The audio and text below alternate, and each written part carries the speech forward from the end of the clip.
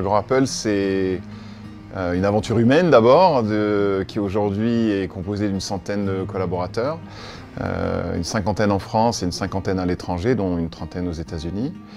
C'est un logiciel en SaaS de gestion de réseaux sociaux, Social Media Management en anglais, qu'on a lancé en fin 2011, début 2012, qui a 7700 clients à la date d'hier dans 180 pays à travers le monde.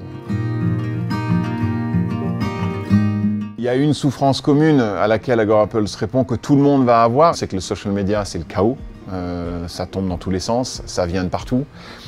C'est absolument déstructuré et désorganisé, et que quand on fait face à des petits volumes ou à des petits enjeux, c'est gérable sans outils. Mais dès que les choses prennent un peu de volume et un peu d'importance, c'est absolument ingérable. Parce qu'il faut aller se connecter là, puis là, puis là, puis là, puis là, et au bout d'un moment, on en perd son latin, et un outil comme le nôtre va permettre de tout centraliser et de donner une lisibilité tellement importante que ce côté chaotique disparaît.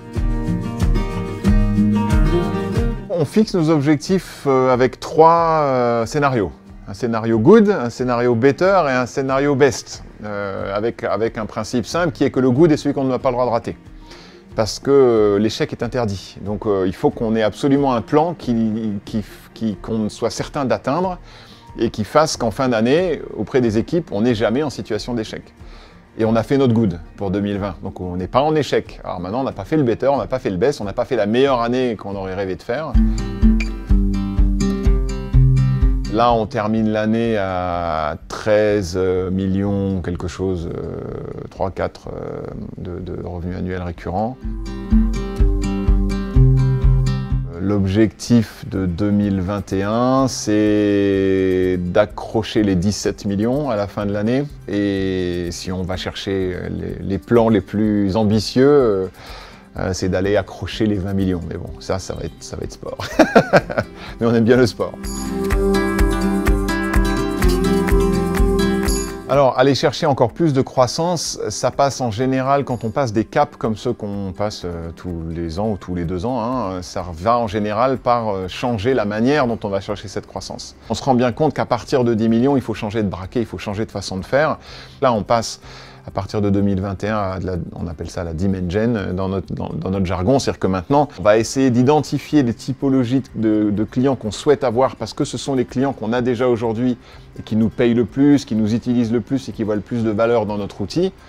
Par exemple, les agences font partie des premières cibles qu'on va aller chercher, parce que quand on regarde nos 100 clients les plus actifs, 38% sont des agences. Donc on se dit que c'est un segment qui apprécie d'utiliser notre outil.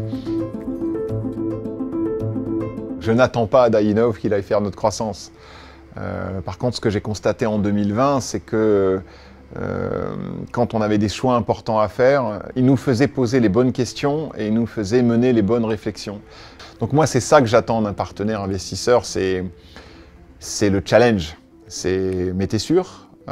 Pourquoi tu peux nous dire pourquoi tu trouves que ça, c'est la bonne direction?